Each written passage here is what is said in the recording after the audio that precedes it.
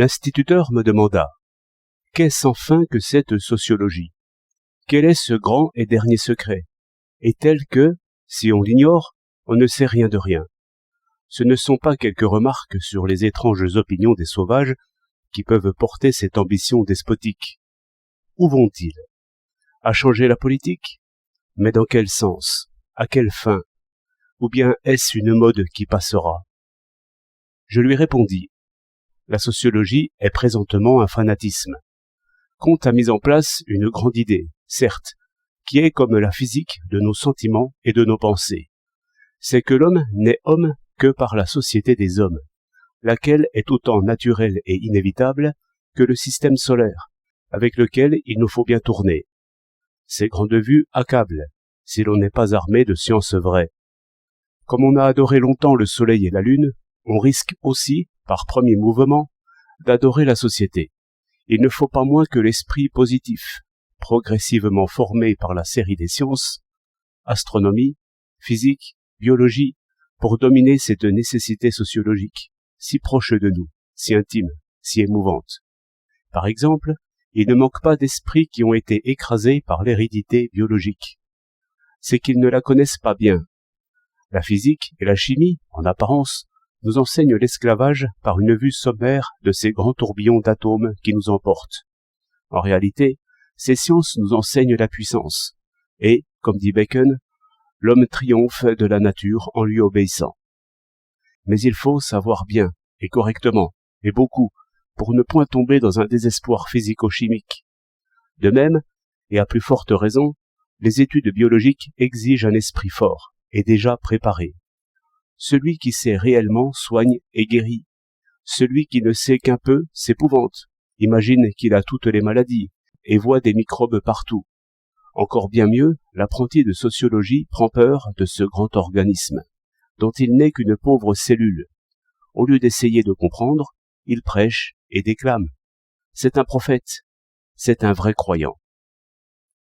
Ce qu'on dit de Durkheim, me dit l'instituteur, s'accorde assez bien à cette idée. Mais Comte lui-même n'était-il pas une sorte de mystique ou d'illuminé ? Sur Comte, lui répondis-je, il ne faut croire que Comte. Cela ne fait que 10 volumes à lire, où tout est mis en place, et même la mystique vraie, par la vertu d'un savoir encyclopédique. Mais Comte lui-même a très clairement prévu ce que pouvait devenir la science nouvelle si elle était livrée à de purs littérateurs.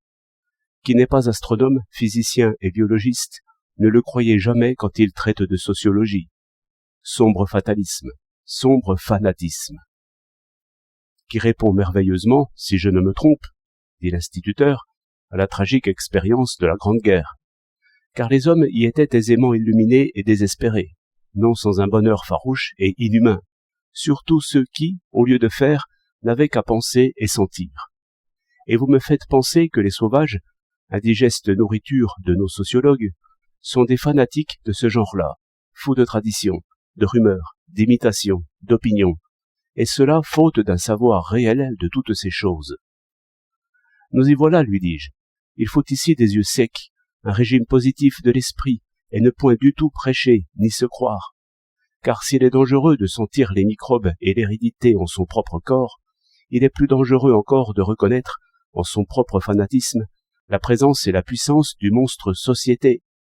L'incrédulité est l'outil de toute science. Mais que peuvent ici nos sociologues mal préparés, qui croient à l'astronomie et ne la savent point, qui croient à la physique et ne la savent point? Me voilà, dit-il, en défiance. Mais enfin, si j'étais mis en demeure de dessiner une esquisse de la sociologie positive, n'y a-t-il point quelque autre règle de prudence? Il y en a, lui répondis-je.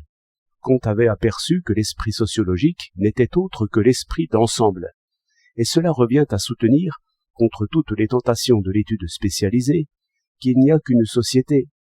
L'objet propre du vrai sociologue, et ce qui donne un sens aux parties, aux détails, aux moments, c'est l'humanité même. Il est positif que notre science ne serait point ce qu'elle est sans Thalès, Ptolémée, Hipparque, que nos mœurs seraient autres sans la fameuse révolution qui partit de Judée et de Grèce, que nos lois seraient autres si Rome n'avait conquis la Gaule. Ainsi, nous ne sommes point fils seulement de cette terre-ci. Mais lisez Comte, vous verrez comme il écrit l'histoire. Et, quant aux sauvages, l'idée même du fétichisme, telle que le penseur positif l'a formée, et toujours selon la méthode comparative, éclairerait comme il faut leur naïve croyance. Mais, hors de quelques fidèles qui n'ont point accès à nos chaires publiques, Comte est oublié et renié. Il faut croire que l'esprit positif est encore le meilleur guide de l'humaine reconnaissance.